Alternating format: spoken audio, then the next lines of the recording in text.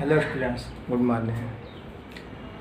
मैं कमलेश सिंह फिजिक्स में आज मैं लेके आया हूँ अपवर्तन से संबंधित पिछली वीडियो में जो हुआ था उससे आगे की चीज़ों को। अपवर्तन में हम लोगों ने पढ़ा था कि अपवर्तन एक प्रकाशिक घटना है और अपवर्तन की प्रक्रिया में क्या होता है कि जब प्रकाश एक माध्यम से किसी दूसरे माध्यम में जाती है तो प्रकाश के मार्ग में विचलन हो जाता है। अब प्रकाश के मार्ग में होने वाले इस विचलन की घटना को हम लोग अपवर्तन कहते हैं। इसमें कुछ सामान्य परिभाषाएं बताई गई थी आपको कि जो प्रकाश की किरण इस पृष्ठ की ओर आ रही है इसे आपतित किरण, जिस बिंदु पे आ रही है इस बिंदु को आपतन बिंदु, आपतन बिंदु पर इस पृष्ठ के लंबवत खींची गई रेखा को अभिलंब, जो किरण दूसरे माध्यम में आगे बढ़ रही है अपनी दिशा से हटते हुए, इस किरण को हम लोग अपवर्तित किरण कहते हैं।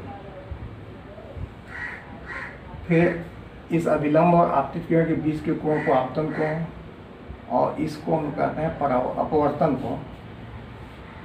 तो इसके आधार पर आपको अपवर्तन के दो नियम भी बताए गए थे कि आपतित किरण, अपवर्तित किरण और अविलंब तीनों एक ही समतल में होते हैं पहला, और दूसरा बताया गया था कि आपतन कोण के ज्या मतलब साइन और अपवर्तन कोण के ज्या की अनुपात का मान जो है ये माध्यम निश्चित होने पे इस अनुपात का मान भी निश्चित होता है।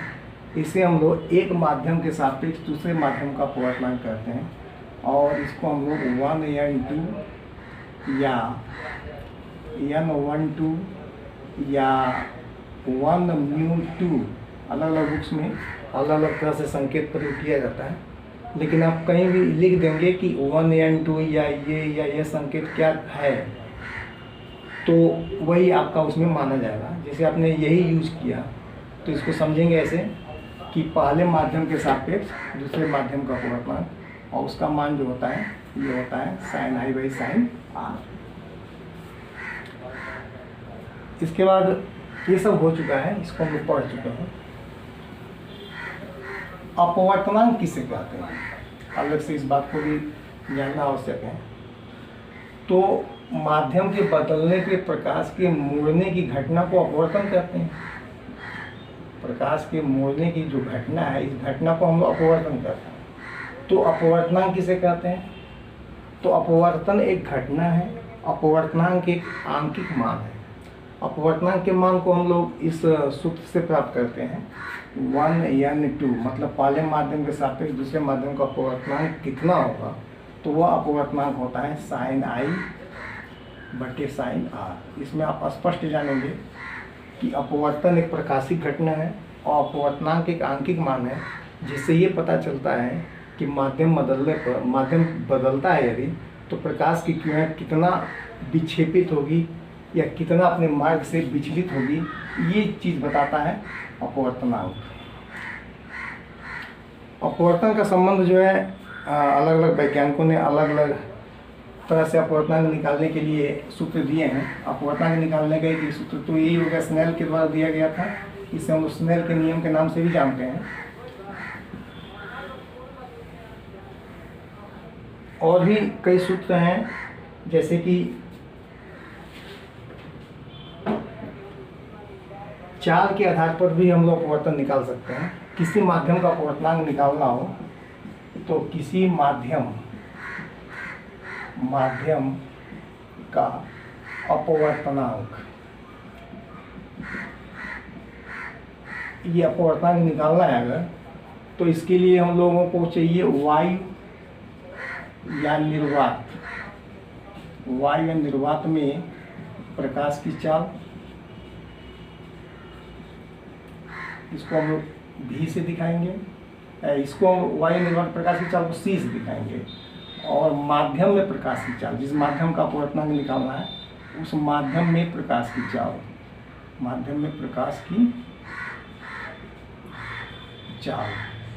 इसको हम लोग V से दिखाएंगे। तो सूत्र मिलता है हम लोग को n = C/V। तो अपवर्तनांक निकालने का भी एक सूत्र है, relation between speed of light and refractive index. अपवर्तनांक और प्रकाश के चाल के बीच में एक संबंध मिलता है, जिसमें हम लोगों को माध्यम में अगर प्रकाश की चाल मालूम है तो हम लोग उस माध्यम का अपवर्तनांक निकाल सकते हैं इस सूत्र से। जैसे एक बहुत प्रसिद्ध प्रश्न है कि प्रकाश की चाल सभी लोगों को पता है, 3×10⁸ मीटर पर सेकेंड वायु या निर्वात में होता है। और जल में जो है कि प्रकाश की चाल जो होती है वह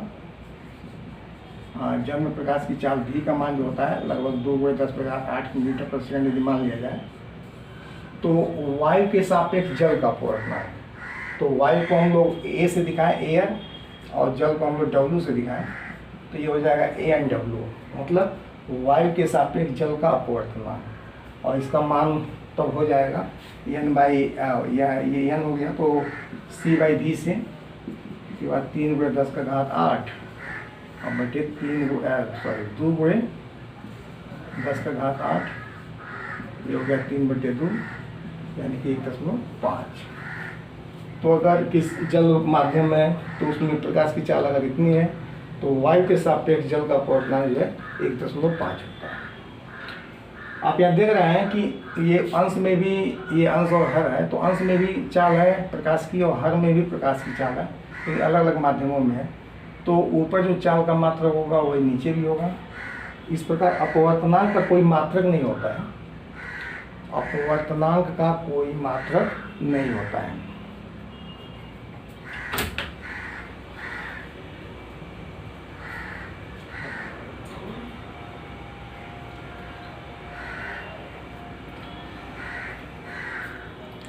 इसके बाद से प्रकाश की उत्क्रमणीयता एक टॉपिक है, प्रकाश की उत्क्रमणीयता। इसमें हम लोगों ने समझा कि अपवर्तनांक से यह ज्ञात होता है कि प्रकाश अपने मार्ग से कितना विचलित होगी, और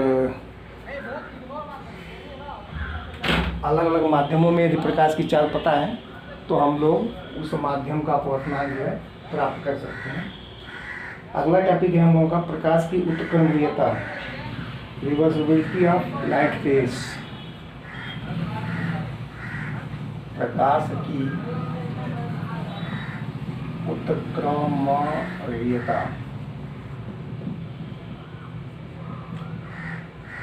प्रकाश की उत्क्रमणीयता, रिवर्सिबिलिटी ऑफ लाइट रेज। प्रकाश की उत्क्रमणीयता के लिए हम लोग लेंगे कांच का गुटका।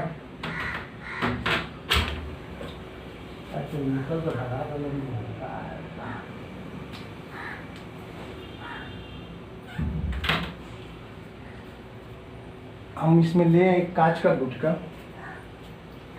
कांच का गुटका मीन्स एक घनाकार ऐसे कांच का गुटका। मान लीजिए गुटका हो गया हम लोगों का PQRS।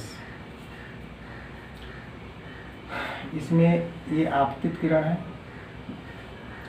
AB, इस पर अभिलंब ले लिया जाए तो ये अगर कांच है और यहाँ पे वायु है, फिर यहाँ वायु है,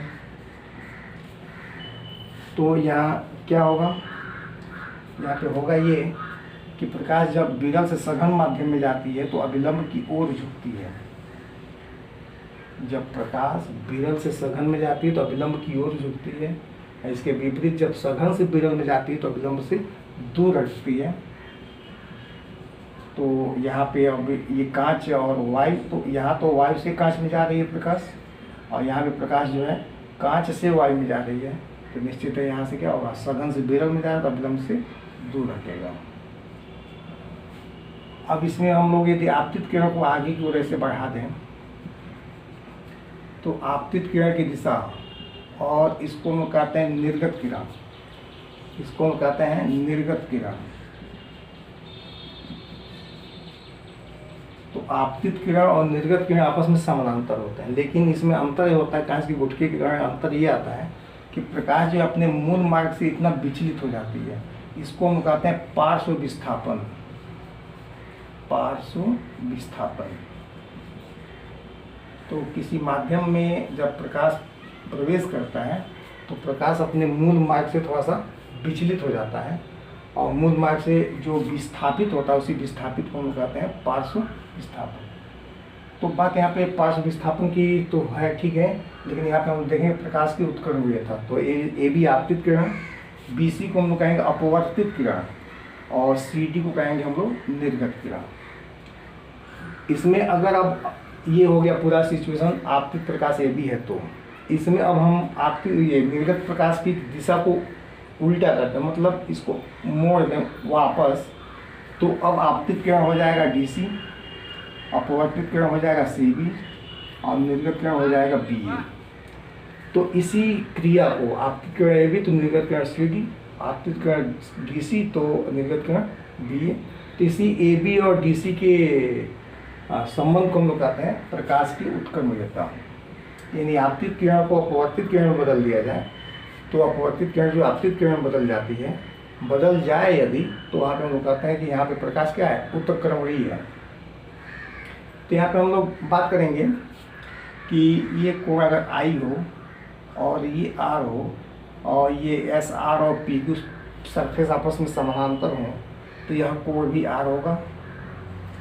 और अपवर्तित किरण यदि आपतित किरण के समानांतर है तो ये कोण आई है, तो यहाँ का कोण भी आई होगा। इसके आधार पे यदि यहाँ से हम लोग बात करना प्रारंभ करें तो यहाँ पे देखें स्नेल का नियम लगावें, प्रकाश वायु से कांच में जा रही है, तो यहाँ पे स्नेल के नियम से होगा ए एन जी।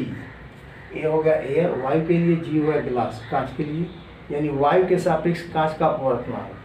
तो इसका सूत्र होता है आपतित किरण का साइन मान और अपवर्तित किरण का साइन मान, साइन आई बटे साइन आर। यहाँ पे अब हम लोग प्रकाश को यदि यहाँ देखें जिसमें कांच से वायु में प्रकाश जा रहा है, तो यहाँ पे आपतित किरण माना जाएगा बी सी को, आपतन कोण माना जाएगा आर को, और यहाँ पे निकलेगा हम लोगों का कांच के सापेक्ष वायु का अपवर्तनांक, यानी कि जी एन ए। ये होगा साइन आर, आपतन कोण यहाँ पे आर है और अपवर्तन कोण जो आई है, तो ये हो जाएगा साइन आई। इस प्रकार जो दो समीकरण अलग अलग मिल रहे हैं इनका आपस में गुणा करा दें, मतलब A N G into G N A, तो आर एच एस का भी गुणा होगा sine I by sine R into sine R by sine I. तो यहाँ साइन आई से साइन आई और आर से आर कैंसिल होगा, ये हो जाएगा A N G into G N A is equal to 1, यानी कि A N G equal to 1 by G N A. इसको हम लोग ऐसे भी समझ सकते हैं, अगर हम लोग इसको 1, इसको 2 और इसको फिर 1, क्योंकि ये वायु है यह भी वायु है तो इसको 1 मानना पड़ेगा। अगर इसको 1 2 से समझें तो इस सूत्र के अनुसार हम लोग को मिल जाएगा 1n2 equal to 1 by 2n1, यानी पहले माध्यम के सापेक्ष दूसरे माध्यम का अपवर्तनांक बराबर दूसरे माध्यम के सापेक्ष पहले माध्यम के अपवर्तनांक का व्युत्क्रम। यहाँ पे व्युत्क्रम है 1/2n1 है, तो 1/2n1 मतलब कि पहले माध्यम के सापेक्ष दूसरे माध्यम का जो अपवर्तनांक होता है वो दूसरे माध्यम के सापेक्ष पहले माध्यम का अपवर्तनांक के व्युत्क्रम के बराबर होता है। तो प्रकाश की उत्क्रमणीयता से हम लोगों को एक बहुत अच्छा संबंध यहाँ पे मिलता है। इसके आगे हम लोग चलें, और यहाँ पे केवल 2 माध्यम लिए गए हैं।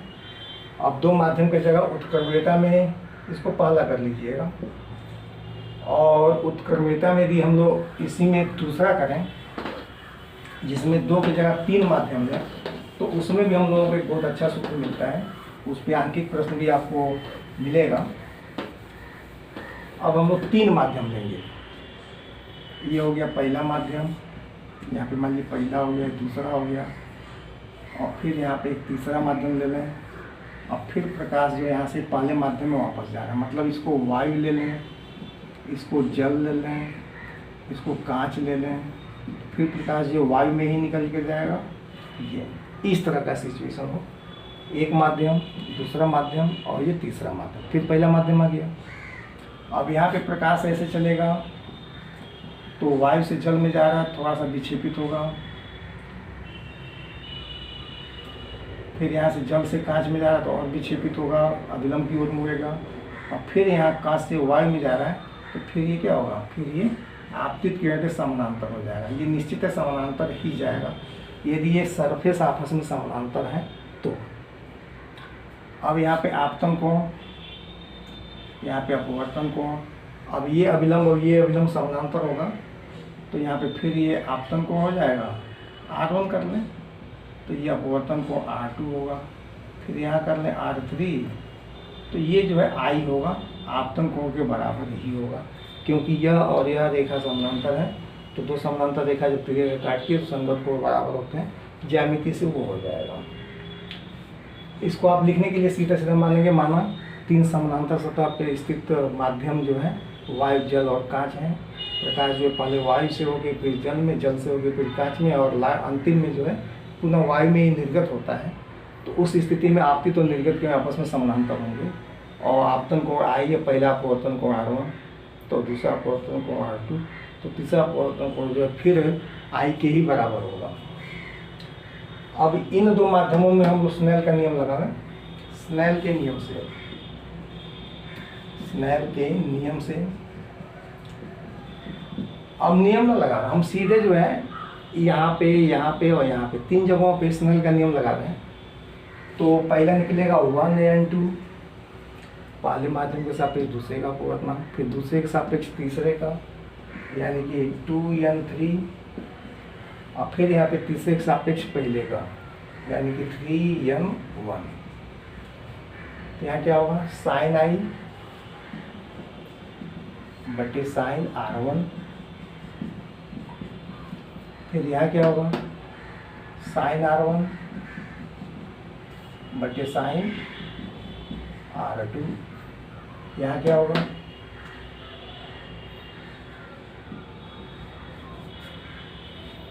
R3 नहीं होगा, ये R2 है तो ये भी R2 ही होगा, समानांतर होंगे ये अभिलंब।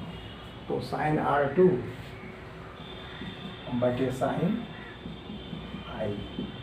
अब देखेंगे साइन R2 से साइन R2, R1 से R1 और साइन I से साइन I कट जाएगा, यानी आपको यहाँ मिल जाएगा 1n2 into 2n3 into 3n1 is equal to 1। यहाँ से हम लोग निकाले हैं, इसका मान निकालें 2n3 का, तो 2n3 इज इक्वल टू हो जाएगा 1/1n2 इंटू 3n1। अब 3n1 का मान कितना होगा, 3n1 प्रकाश उत्क्रमणिकता से 3n1 कितना होगा, तो 1/1n3।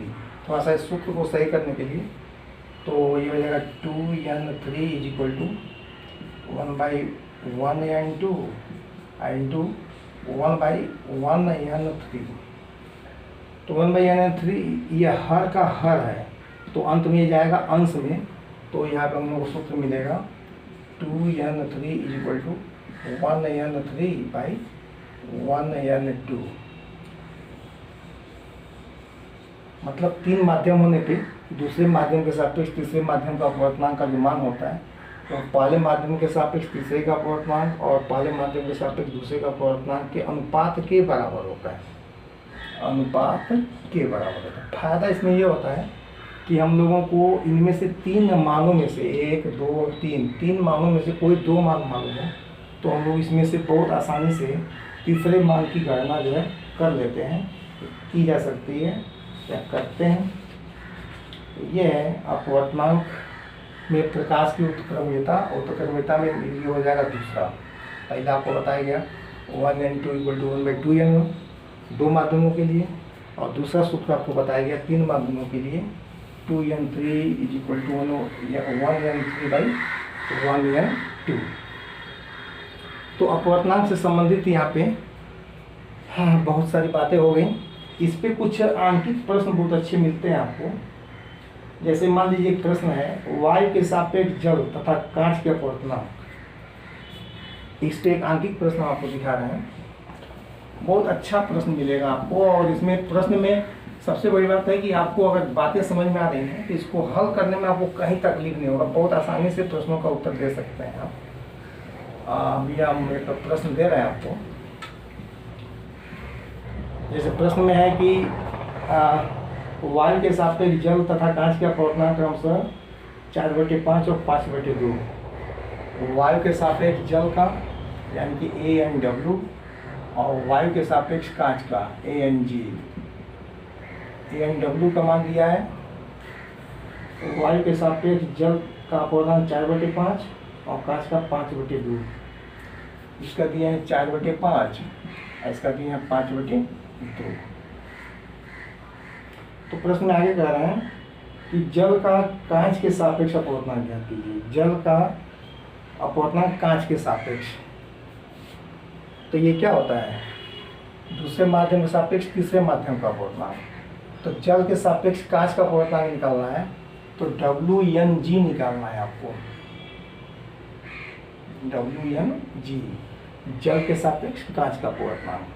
तो सूत्र देखिए क्या है, 2n3 बराबर 1n3, यानी ये वाला अंश में जाएगा तो ये हो जाएगा AnG, वायु के सापेक्ष कांच का अपवर्तनांक ये अंश में जाएगा और W हर में जाएगा यानी AnW।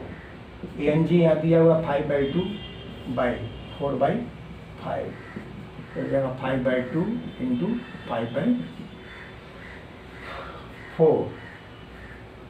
5/2 इंटू 5/4, 5/4 हो जाएगा 25/8। तो WnG हो जाएगा आपका 25/8। बोर्ड का प्रश्न है।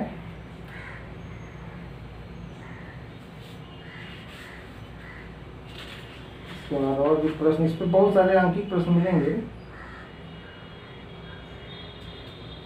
इसको आप कर सकते हैं। ये अपवर्तनांक से संबंधित सारी चीज़ें हो गई। इसके बाद हम लोगों को इसमें अब पढ़ना है लेंस। लेंस के लिए अब यहाँ से लेंस का वीडियो इसी में बनाना उचित नहीं होगा। लेंस के वीडियो को आपको अलग से बना के दिया जाएगा। लेंस के लिए थोड़ा सा इंतज़ार करिए अगले वीडियो तक। ओके।